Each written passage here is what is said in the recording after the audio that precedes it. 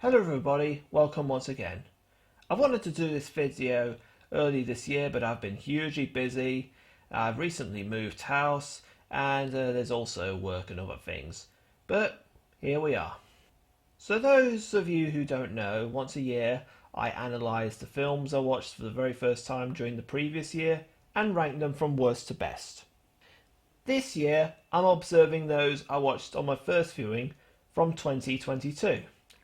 Just to make clear to you that it doesn't just include films I saw in cinemas, but also films I watched on the telly, on DVD, online, and so forth. During that year, I saw 53 films for the very first time. So here are the films which I personally rank from worst to best. And starter at number 53, it's the Robert Zemeckis version of Pinocchio. Moving straight on to number 52. Oh, wait. Am I supposed to say why this film sucks? A lot has already been said about this version of Pinocchio, which I don't disagree with. For the past decade or so, Disney has been going through a period of giving their animated features a live-action makeover. It was bad enough when all we saw was soulless live-action duplicates of, say, Dumbo and Beauty and the Beast, and so forth. When I heard that one of my favourites was being remade, I was appalled. Pinocchio didn't need a live-action remake. There was no way a remake could top the original. The original was awesome enough as it is. All the remake did was take out every element that contributed to the magic of the original and turned it into a forgettable dud. For instance, during the Pleasure Island scene, instead of actual beer, the kids are now drinking root beer. If that's to do with Disney's current no drinking on screen policy, I'm sorry, but that's not a good enough reason. It made more sense to have Pinocchio and the other boys actually boozing. It also makes no sense to make the titular protagonist afraid of humans and overfilled with fear, when in the original, his curiosity drove the story forward.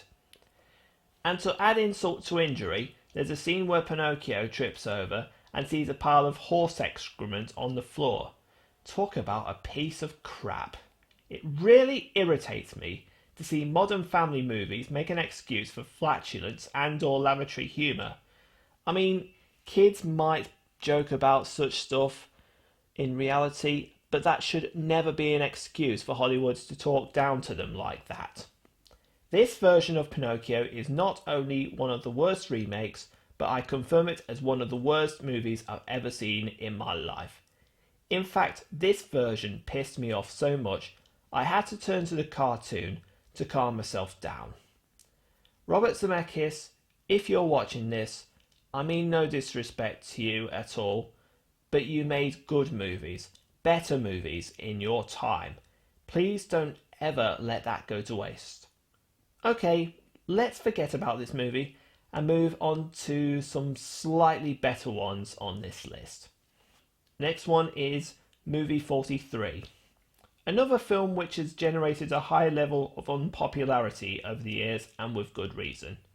Movie 43 is simply an anthology movie which relies too much on one joke, which I couldn't care much about.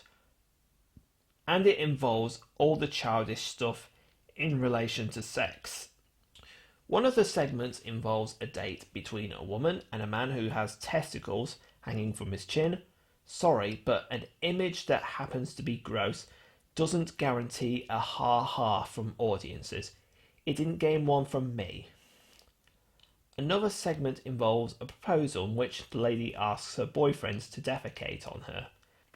Not only does the line delivery lack soul, but the whole plot reminds me of all those immature jokes about sex and excretion which had so ceased being funny ever since before I finished high school. I even question the humorous side of the final segment, where this lady battles with a cartoon cat. The only time I laughed was when Batman and Robin go on this double date. Maybe it's because it's Batman, it still doesn't sound like a good sign. That got a slight chuckle out of me. The rest, though, is very forgettable.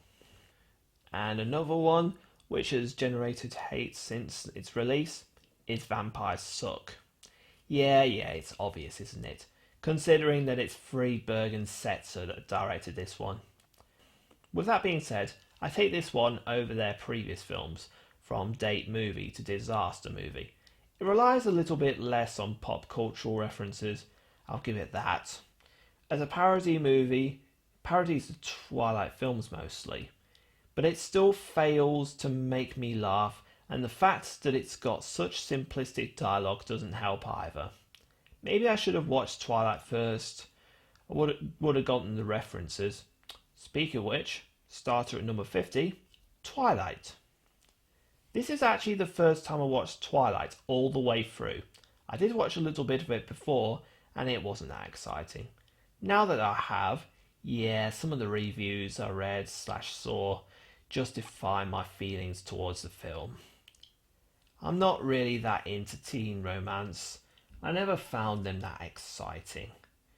To be fair, the fact that Bella is in love with a vampire does seem interesting, but then you get simplistic dialogue, especially when Bella and Edward, the vampire that is, are stressing about their connection and how other people will react. It really does drag. Will I be watching the next few Twilight films? I doubt it. Number 49 is Fat Slags, which is directed by Ed Bye. Fat Slags is based on the fictional characters of the same name from the British comic book series Viz, which for those of you who don't know is basically an adult version of the Beano. As I said, the film's also directed by Ed Bye, who has mostly worked in television on shows such as Bottom and The Young Ones and Red Dwarf, which are such awesome shows. He also directed Kevin and Perry Go Large, which I've got a personal guilty pleasure for. This film, on the other hand, my mind did wander throughout, considering that the fat slags in question are constantly farting throughout. Now, I'm okay with that sort of stuff in adult movies. I was aware that it wasn't for kids. But they don't do it with much dignity, and the sounds do sound rather too cartoony each time. Also, I didn't particularly care for the way they're going on about themselves achieving their entry to showbiz. Maybe I should reread the comic. Number 48 is Ace Ventura: Pet Detective Jr. I am a huge fan of Ace Ventura, both the first two films with Jim Carrey in it, and I even have fond memories of seeing the cartoon as a kid. In this film, we're introduced to Ace Sr.'s son, who has as much of a thing for animals as his dad has done. Firstly, I get that Jim Carrey doesn't do sequels much, but I still question Ace Sr.'s absence, and the film doesn't even hint why he's not spent any time with the boy or the boy's mum, Melissa. We do see his grandfather, but then why wasn't he in the previous films? Even the comedy side of things is obnoxious and forgettable. Melissa at one point disapproves of Ace Jr.'s habit of eating from dog bowls, saying that he's too much like his dad. I mean, did Ace really have that habit? And don't get me started on those fart jokes. Those elements seriously don't belong in kids' movies. I do like the relationship between Ace Jr. and the girl, though. I'll give it that. Number 47 is Rollerball, which is directed by that bloke who did Die Hard, John McTiernan. Yeah, I'm referring to the remake of the 70s movie of the same name. John McTiernan has unfortunately faced a lot of trouble with the law recently. Even though it's by the same guy that did such classics as Predator and, as I said, Die Hard, it doesn't make this version of Rollerball a masterpiece. I've seen worse remakes, but if you want something more exciting and memorable, I'd go with the original. The next one is The Game Plan, and we're now entering the more average category, starting with a film that was directed by Andy Fickman. Yes, the same guy that did Parental Guidance years later, which is one of my least favourites of all time. The only reason I watched the game plan was so that I could observe the various different job roles in the film industry to get an idea on how the making of a feature goes. Yes, most of the film itself made me wait for the closing credits to come on. Dwayne Johnson, also known as The Rock, plays this American football player named Joe who is visited by his daughter named Peyton, who he had with his ex-wife. And there's this period where Peyton constantly winds Joe up with her girlish activities. I get that stereotypically, American footballers wouldn't be that much into ballet and fairy stories. It's always fun to see the action taking place in sports movies, but it's just one of those typical modern Disney family comedies which hasn't shown much uniqueness. Next up is Superhero Movie, which is sort of like the Friedberg and Setzer series, only not quite as obnoxious. It does still have some pop cultural references, and of course the superhero genre has been heavily dominant to the screens in recent times, which is rather annoying since I do question the storytelling aspects. Still, great action, could be worse. Next movie, it's kind of embarrassing though, but it's The Adventures of Elmo in Grouchland. I'm one of those kids who watched Sesame Street as a kid, though somehow I never did watch this movie when it came out. I must have been 9 at the time, and I did see the Nostalgia Critics review on it, and it was hilarious. But ideally, one should watch the film first. So I took a look at The Adventures of Elmo in Grouchland. It's centered mainly on Elmo, and we're met with some familiar faces such as Oscar, Big Bird, Grover, Bert and Ernie, who are my personal favourites, and some of the human characters such as Gordon and Maria. And there's also Zoe and Baby Bear, who, in all honesty, I never really cared for. The plot is basic. Elmo's blanket gets stolen and the pursuit leads him to enter a strange world through Oscar's trash can. The villain is your typical childish, gluttonous scumbag. I feel like I've seen villains like him before, but in the end, it's a movie based on a kids' show. What do you expect? And speaking of movies based on kids' shows, here we have Doug's first movie, one of the few films based on a Nickelodeon show I saw on my first viewing. Firstly, the title's rather ludicrous. It's like the producers had other movies in the series planned, but a sequel never came. Also, I was never that very much into Doug. Nothing much happened in the series, especially compared to, say, Our Real Monsters and Ren and Stimpy. As for the movie, aside from the bit with the lake monster, it's rather bland. It's like your typical college prom-based movies, which are just not that interesting anymore. And we have yet another kids movie, which is A Simple Wish.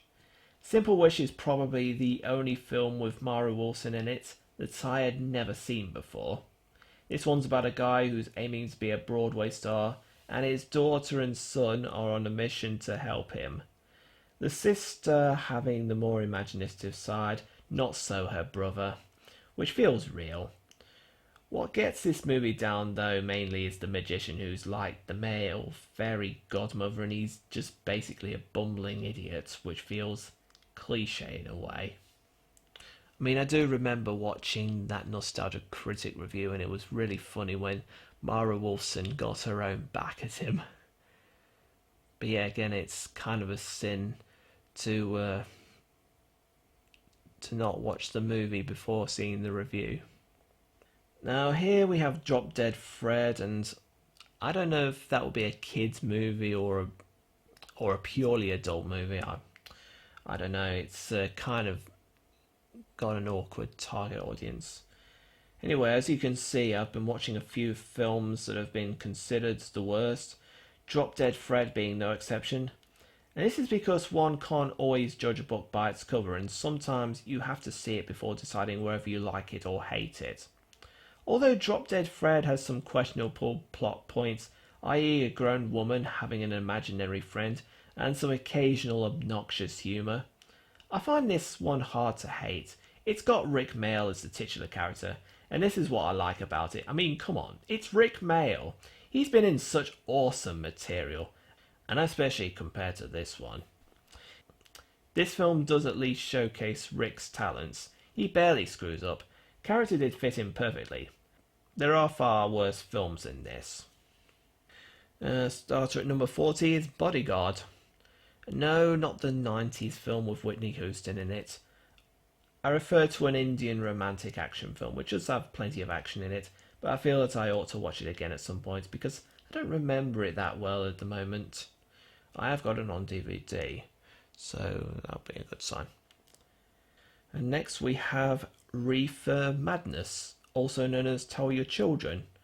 This film has been panned since its release, even after nearly 9 decades. It's got a great message that we should stay off drill, that we should stay off drugs, and it's something I especially do agree with since that instant I had when my car got vandalised, presumably by druggies. Sorry, didn't mean to bring that up. It does get simplistic though at times, and I don't just mean through the dialogue, which is why I think this one's just okay. We have another Disney movie, which is the Disney version, well, also the Robert Altman version of Popeye. I always knew Robin Williams once played the titular character in this version of Popeye. Not only have I long been curious on how he pulls it off, but I grew up with a cartoon. For starters, the way it teaches viewers that spinach is good for your body has always been awesome. Robin's portrayal of said main character is good. He's got the voice right, though he does speak a little bit too quietly at times. I'd hint that maybe it's to do with the fact that he's always got the pipe in his mouth. I also think Shelley Duvall was perfect for Olive Oyl. I think this movie would have been better though if it wasn't a musical, as I don't remember the songs fully. Don't recall the cartoon having that many songs, actually. Maybe it's because I've not watched it for some time now. But I do have fond memories of it. Next one is Flight to Nowhere. Flight to Nowhere is a post-war movie which was released a year after World War II ended. Best bits are the scenes on the plane. Apart from that, not much to say. Speaking of action, the next one is Agent Cody Banks 2, Destination London. I think Frankie Muniz is one of the greatest juvenile actors who has been in showbiz. Being that I've been a huge fan of Malcolm in the Middle, of course, I once watched Agent Cody Banks some years ago. I'm referring to the first movie. It wasn't anything that spectacular, though it's had its funny moments and action-packed moments, which is how a spy adventure flick should be. The same is said for the sequel, which is directed by the guy who played Constable Cray in The Thin Blue Line. I'm referring to Kevin Allen. Only in this one, the titular character goes on an assignment in England. It's your typical kids flick, but Frankie's performance really does make up for it. Speaking of England, we now have a British movie called Fish Tank. I remember watching the first several minutes of Fish Tank one time during a lecture I had for my uni course. Being that it's a teen drama, I didn't feel that into it. To me, teen dramas are overfilled with teenage thugs, drugs, dogging, getting wasted, etc., none of which I can really relate to, nor do they appeal to me. When I finally watched it all the way through, yes, it was better than I thought. It's got Katie Jarvis as Mia and Kirsten Waring as her mam, both of which who later starred as Hayley Slater and Kirsty Branning in EastEnders, respectively. Both of who are found to be rather forgettable characters compared to most of the other characters I got to know. We can feel for Mia despite her aggressive attitude. I do like that scene where she unties that horse, and the connection with her little sister, and her thoughts on the dancing community. One scene that brings the film down a little bit is when she gets off with her mum's boyfriend. It won't exactly ever reach my top 100 films of all time, I must admit. Number 34 is a film which I saw in cinemas, which is Sonic the Hedgehog 2. I've been a long-time fan of Sonic the Hedgehog, and I grew up with some of the games and the TV shows. When the first movie came out, I wanted to take my ex-girlfriend to see it. She wasn't that bothered. And of course, that movie was okay and could have been better if it wasn't for that fart joke that they snuck in. The sequel I like a little bit better. For starters, it introduces Tails and Knuckles, and Idris Elba gives an incredible voice performance for the latter. Well, once again, we do have a little bit of forced pop culture. Yeah, I get it. Sonic the Hedgehog has been phenomenal over the years, and a couple of references to flatulence which do spoil the movie. Also, Jim Carrey's performance as Robotnik is brilliant once again. I do hear that he's planned to retire after that. Well, if he does, either way, I do wish him good luck with its future. The next one is Who's Afraid of Virginia Woolf? I heard a lot about this one. It's directed by Mike Nichols, who also did The Graduate. I have to say I do prefer Who's Afraid of Virginia Woolf to the other one. Yes, it's a love story and there's a suspected affair, and yes, there's a lot of talking which I normally don't tend to complain about, but I do like the build-up. That's the best bit. The 32nd one is David and Goliath. David and Goliath has been panned by critics for some time, but I'm all for historical fantasy. Best part for me is the final battle between the two titular characters. Not much else to say about the rest, except that it's directed by Orson Welles.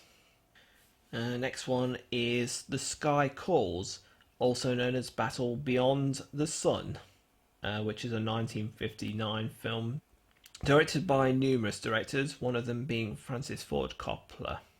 This one's produced by the legendary Roger Corman, who's known for directing films on a lowish budget with great storylines as well. There's two versions, one being the original Russian version, the other the US dub, which I got a hold of, and which has Francis Ford Coppola as one of the directors. It has a nice astronomical picture to it, though not much to say. Making the top 30 is Evita, which is directed by the late Alan Parker. Evita is based on the said musical that focuses on the life of one Eva Perón, an Argentinian actress. I'd never seen the stage musical. Mind you, I'm not that big on stage musicals, though I did get an impression of what it was about from that hospital sketch in The League of Gentlemen. Now, one of my relatives had recently been through a cancer diagnosis. Thankfully, though, that relative still lives. But it has still had effects. And yes, the main character in Evita does fall ill. And there are some sad moments. Those were the winners in my eyes. As for the songs including Don't Cry For Me Argentina, put it this way, at least it's not as melodramatic as Moulin Rouge. And we have another musical, which is Pete Kelly's Blues. It's great to see Ella Fitzgerald and Peggy Lee on screen, and some of the best parts include the scenes with the band and the crime sequences. Major nitpick, the Rainbow Song, which has been used a lot in nursery schools, and I'm not gonna lie, I always hated that song. The lyrics are too inaccurate, and let me make clear that there's no bleeding pink in a rainbow. Okay, now we've got a break from musicals now. This, at number 28, is Fletch. Now we're into the greater category, starting with Fletch, a mystery comedy starring the great Chevy Chase. Quite well put together, which is how mystery/crime movies should be, though not so much as memorable as, say, National Lampoon's Vacation and Caddyshack, the latter which I shall get to later on. Speaking of comedy, next one is The Life and Death of Peter Sellers, which is a basic biopic on Peter Sellers. I remember him well for some of the movies he was in, but mostly for his songs. The exploration of Peter's relationship with his son is brilliant, as is how the fame got to him and disrupted the relationship with his family. It does go to show that sometimes fame and fortune can easily tear families apart, especially if you ain't careful. I do have a few nitpicks. Firstly, during the scene where Peter's on the lavatory and his then wife Britek lands bringing him some news about their new kid. Did they really have to add that splash sound and make it obvious that he was taking a crap? Also, it's good that the movies explored some of the films he was in, but I would have liked it better if they included some bits about his songs as well. I mean, surely we can't forget him duetting with Sophia Loren on Bangers and Mash and Goodness Gracious Me, right? The songs are what introduced me to him in the first place. Number 26 is The Karate Kid. I refer to the remake with Jackie Chan and Jaden Smith, and when this version came out, I didn't think it'd be that good, especially compared to the 1984 one. I saw the 2010 version whilst on a short vacation in York. It was better than I thought, though for me the 80s one still wins. For starters, different setting. It's about an American mother and son, who's played by Jaden Smith, moving to China, and the son's at first having a hard time fitting in at his new school. But he gets into a relationship with this girl, and with a local guy, who's played by Jackie Chan, who's a martial arts guru. Similar procedure to the other version, but have you noticed that it's kung fu that Jaden's doing and not karate? You guys might want to reconsider the title. Making it to the top 25, I said that there were two more Nicktoons on this list, and Hey Arnold's the movie is one of them.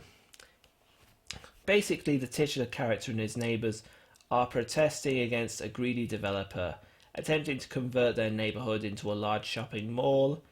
Great moral message, and of course Helga, who was always my favourite character from the show, is as awesome as ever. The other Nicktoon is the Rugrats movie. I like this one a little bit better than Hey Arnold the movie, considering that it's more adventurous and less simplistic. Rugrats has been unique in the fact that it centres on infant characters, and each of them have gone on wild adventures. I must admit that Angelica was always my favourite. Same reason for Helga being my favourite from Hey Arnold. Points off this movie for a reason, though. For the not quite so memorable songs and the occasional lavatory humour. Next one is Top Gun Maverick. I do love a good action and or aviation based movie. This sequel to Top Gun was a pleasant viewing, and it's great to see Maverick on board again. It does make me wonder though why, considering that the original was from 1986, that they waited over 30 years to do a sequel. Plus there have been a few of those coming out lately. Next one is The Good Son. The Good Son is about this lad named Mark, played by a young Elijah Wood, who stays with his relatives while his dad's on a business trip. He bonds with his cousin Henry, who's played by Macaulay Culkin, whose strange behaviour grows very suspicious. I think this is one of Macaulay's best acting roles and one of Elijah's most underrated. Macaulay does a great job at portraying this evil kid, and the film does start to delve into his motive for shooting innocent dogs and trying to kill his sister Connie, enough to worry Mark. I can certainly see this in a film that was originally written by Stephen King, though it is entirely original, as I recently learned. I do have some thoughts though about what has driven Henry to such destructive behaviour, but I won't give it away. I do suggest giving this at least one viewing though. Okay, we're back to Disney with Aladdin and the King of Thieves. The majority of Disney's direct-to-video sequels have gained some negative reception over the years, and I don't find it hard to see why. However, not all of them are terrible. If there's one film that I think has had some of the best direct-to-video sequels, I'd point to Aladdin. The Return of Jafar gave Iago, my personal favourite character, some great characterisation. He's my idea of a bad guy gone good. Aladdin and the King of Thieves I like better though. We're introduced to Aladdin's long-lost dad, Kasim, who is an experienced thief, hence the title, and even since his son was very young, has been a fugitive. His schemes serve as a huge inspiration to Iago, mustn't say any more. And also, Robin Williams returns as a genie. I know Dan Castellaneta did a great job in the previous film, but it's Robin Williams. Of course, this one will never beat the first instalment, but it was a pleasant viewing. And starting from number 20 is A Muppet Family Christmas. I've watched a number of Muppet-based movies in my life. That is, with the exception of A Muppet Family Christmas, a 1987 TV movie. Of course, for me, the Muppets are always fun to watch, and this one's got quite a good storyline. Best parts where Miss Piggy has gone to a photo shoot and is running late for the party, which she has promised her friends that she'd come, and how worried Kermit is about her, considering the snowstorm. Another great moment is when we get a cameo for some very familiar faces. I, of course, refer to the cast of Sesame Street. Big Bird, Bert, Ernie, Grover, and so forth. Another pleasant experience, even though they could have had more of a play around with a soundtrack which consists of mainly carols. Number 19, The Vault of Horror. The Vault of Horror is a British horror anthology movie, a little bit like The Twilight Zone. Great visuals and horrific elements, not a lot to say about this one. Number 18 is Jurassic World Dominion, the sixth entry to the Jurassic Park series. Third when thinking about Jurassic World. I myself love Jurassic Part 1, hence why I watched its follow-up since then. Of course, I understand that Jurassic Park 6 has gained some bad reception since its release, but hear me out. It was really great to see Doctors Alan Grant, Ellie Sattler and Ian Malcolm back into the action, and together as well. Those three had not been in a movie since the first three movies. Well, technically, we did see Ian Malcolm in the fifth one, but only for a few minutes.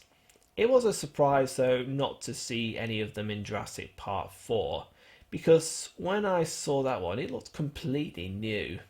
It was like, God knows what happens to all those who survived the incidents in Jurassic Park 1. Well, we did see Dr. Wu, and he was a little bit out of character in Jurassic Park 4 and 5. Thankfully, though, in Jurassic Park 6 he does regain luminosity again. And as for our three heroes, it's nice to know that they were still with us, plus Alan and Ellie always did have great chemistry together. I am aware, though, that Jurassic Park 6 does have its faults. For instance, Macy the girl who joins the adventures with Alan, Ellie and Ian has some very questionable links to the dinosaurs. I get that she possesses an understanding for animals, but how is it that her DNA is biologically linked to one of the dinosaurs' species? That doesn't make much sense. I think I can see where the negativity is. But I did have some fun watching this installment. It'll never beat the first film, but it's early days. I will watch it again sometime and see what I think then. Number 17, Bullet Train. Another film which I had a lot of fun watching.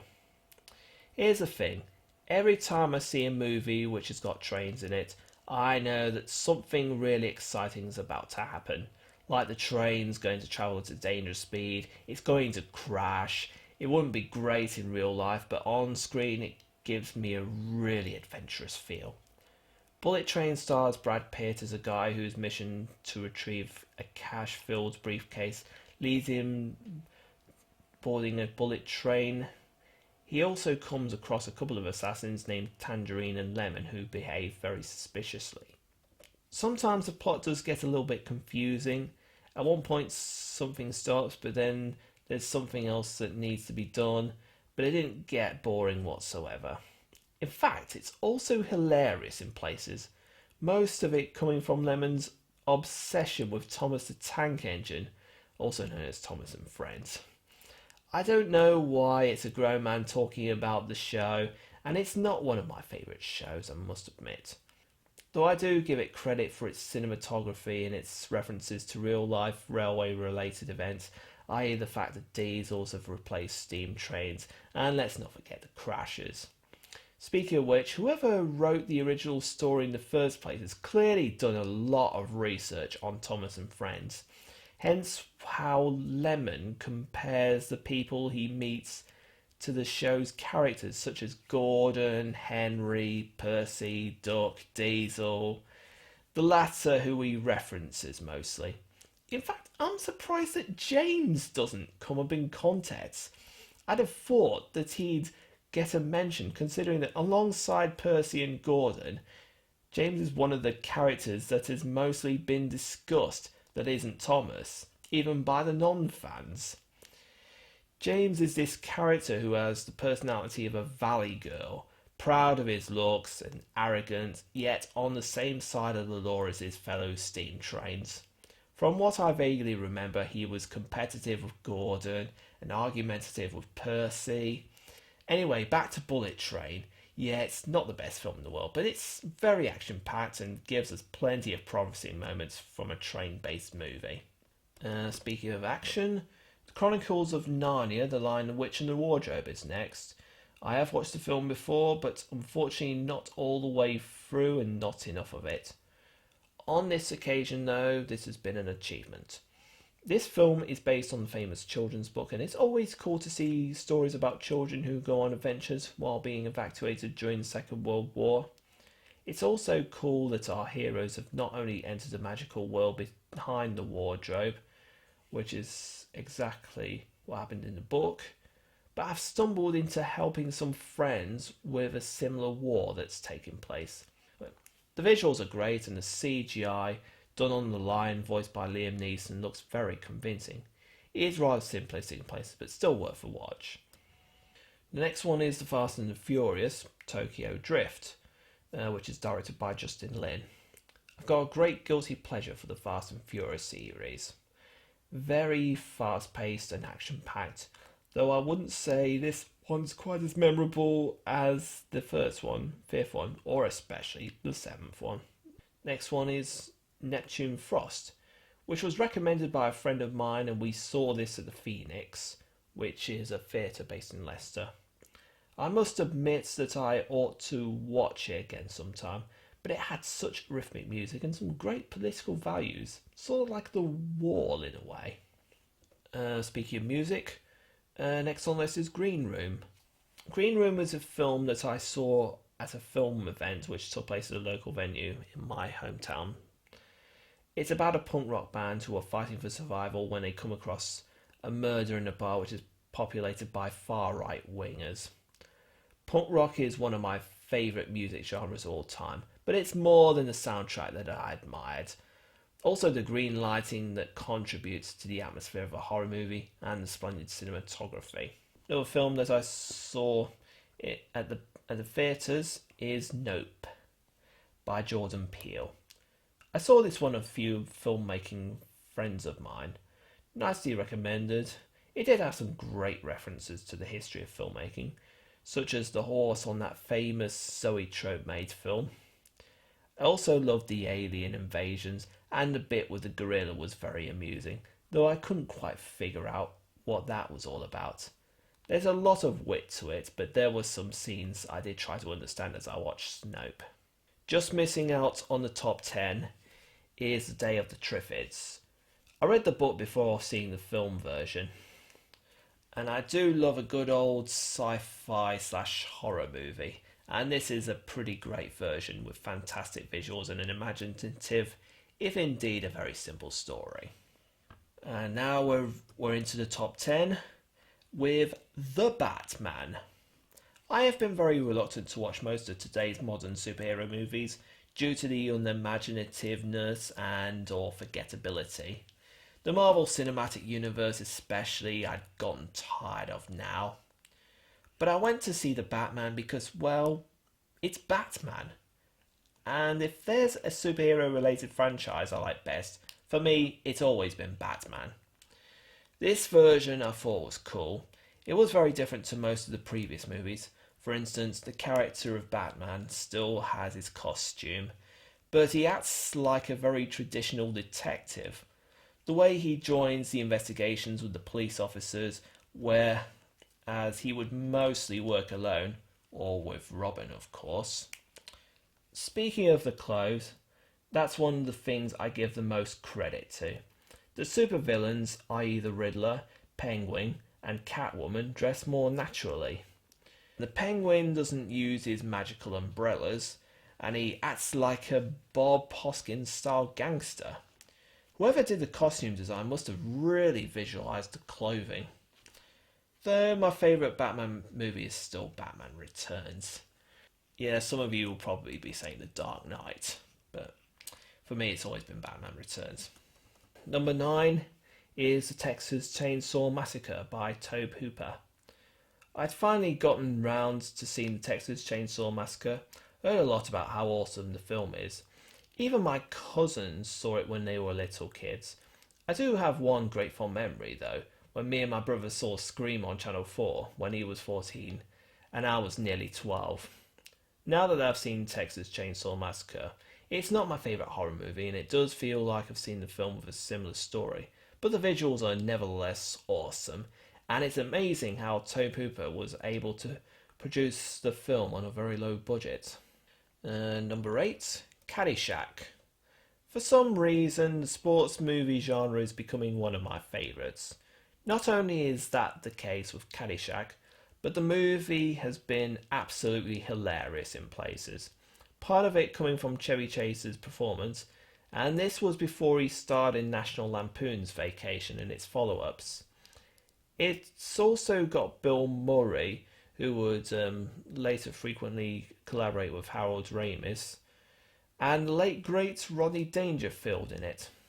Scenes that all live in my memory include Carl Spackler's battle with a gopher, and let's be honest, that scene where one of the teenagers discards a candy bar in the swimming pool, which makes it look like someone's defecated in the pool, which puts the swimmers in a huge panic. Yeah, back when lavatory jokes had more dignity to them. Number 7, No Fair, the Sean Green Story. No Fair is a documentary that observes an incident that occurred in New York City, where a young lady named Sean got seriously injured on her leg when a careless cab driver struck her. As a matter of fact, I know Sean and the director Matt Holt personally. They actually live in the same hometown as me, and to my surprise, I got a cameo in this doc.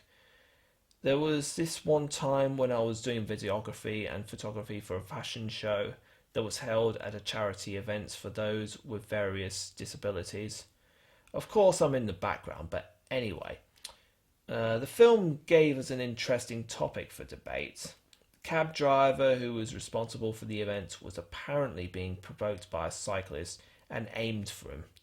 But it makes one think maybe he should have ignored him. After all, he did cost a lady use of her leg. But I'm saying too much. I did feel for Sean as I was watching the documentary. And that being said, it's good that she's doing okay now. Number 6, 10. I'm not a huge fan of rom-coms. To me, they've always had the same predictable storyline, where one knows that there's the boy meets girl process, that they fall in love, that an event such as an affair follows, then they break up, then they realise that they've been idiots, and get back together. 10 is one of the few examples that I genuinely enjoyed. This one's directed by Blake Edwards and stars Dudley Moore and Julie Andrews. It follows a composer named George, played by Dudley Moore, who's in a relationship with an actress named Samantha, who's played by Julie, and he's going through a midlife crisis. This is a great build-up to the affair he has with a lady named Mary, and did I mention that she's played by Dee Wallace? Yes, that very same woman who was Elliot's mum in E.T. the Extraterrestrial. And she's also called Mary in that one. That's ironic. 10's more than just a rom-com. It also feels like a heist movie throughout, partially thanks to Henry Mancini's score. I think this is also Julie Andrews' best role since the titular character in Mary Poppins. Yes, I do prefer it a little bit to her role as Maria in The Sound of Music, no offence to that. One of Julie's best qualities, aside from her wonderful singing voice, is how much of a straight face she keeps, like when she tells Dudley to piss off, despite how bemused her character is at what the boyfriend's been up to. It's great to know that an actress like her has such quality in a film that, for a change, isn't a family musical. Number 5 is Come On, Come On. I became familiar with the film when I was watching some YouTube video that debated the Academy Awards ceremonies of today, and this YouTuber questioned why Come On, Come On wasn't nominated for Best Picture. I decided to check it out, and I too am surprised by the absence of the nomination. Come On stars Joaquin Phoenix as a radio journalist named Johnny, who has to look after his nephew Jesse, while the boy's mother has to look after her ex-husband who is struggling with mental health issues. The bond between Johnny and Jesse is lovely. It's also fun to see Jesse have a go with the equipment his uncle uses for his job. The progression through the time the two spend together, also awesome. Jesse's emotions when he learns that he and Johnny will have to leave each other someday, whatever it will end up like his dad, feels so genuine, as does when Johnny teaches him how to let out his frustrations. I'd really recommend this one. Number 4 is a pretty unusual choice. It's The Odd Life of Timothy Green. There are not many live-action Disney movies I've seen which are that great. Well, not the case with this one. The Odd Life of Timothy Green, I feel, is a modern family movie done right. A great and emotional story, no fart jokes, nothing too obnoxious, and originality. It's also like a fairy tale set in the modern world. There's this couple who have no children. They try for adoption, but to no success.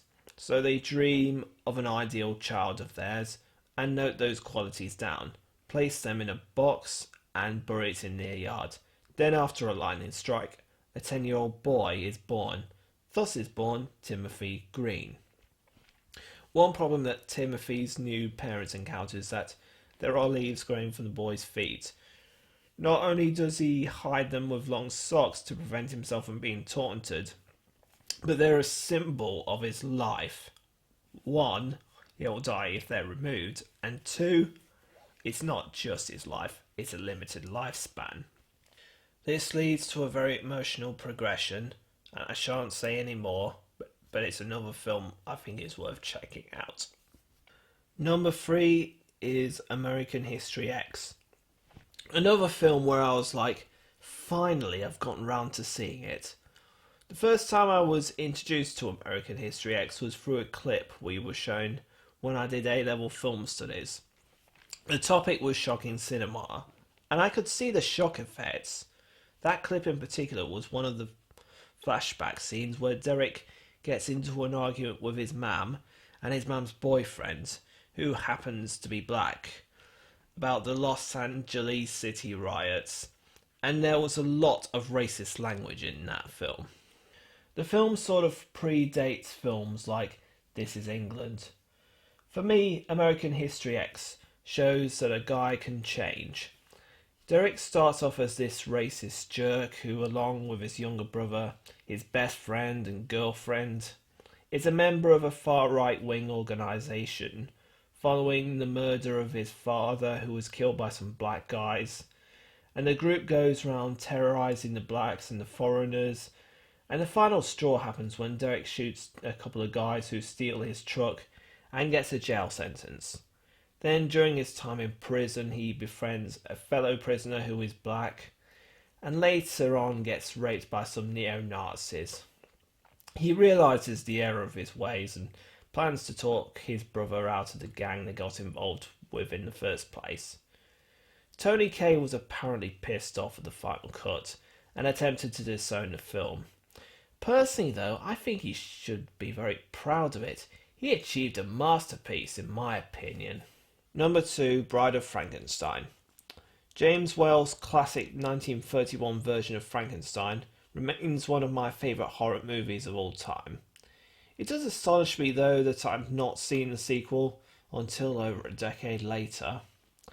I saw this one during the Easter vacation, and in this one, we learned that neither Henry Frankenstein nor his creation have been killed in the previous movie and still live. Yeah, excuse the spoiler. Only the creation still fears, tortures, and other things that humans use to, like, pester them. So Frankenstein creates a female companion for the monster, hence why it's called Bride of Frankenstein.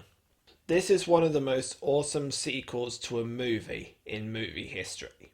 It contains as much chills and drama as the first one, and I can't seem to work out which one I like the best.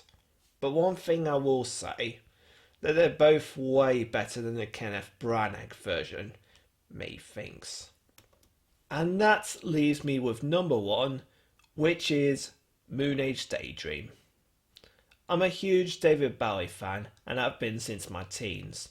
I think he's one of the greatest musicians that's ever lived. He's released a wide collection of artistic, entertaining and interesting albums throughout his entire life. So naturally I was excited when Moon Age Daydream came out. I saw it with my dad in theatres. He came up with the suggestion and oh my god, the film is awesome! And it's not just because of David Bowie. This documentary, of course, explores the guy's life, what he achieved, his interactions with the public, and all the way up to what was the permanent end of both his career and life. Brett Morgan is the director, and he's also edited the movie, all by himself. What an achievement! It's not like directors haven't done that before, mind you, but it's how he's edited the film. Of course, it's not entirely in chronological order. It's sort of like seeing a remix of songs, only on the big screen. There are snippets of David's performances, i.e. the Ziggy Stardust gig, interviews such as the one David had with Russell Harty, news articles, and of course some space pictures linked to the time when David did Space Oddity, and of course that Lazarus album. I can confirm that Moon Age Daydream is one of my all-time favourite movies to have come out since 2010 and one of my all-time favourite documentaries. It's very visual, it's got a great soundtrack, it's very well edited, it's awesome. So thank you for watching my ranking on films I viewed for the first time in 2022, and as ever, do feel free to leave your comments below.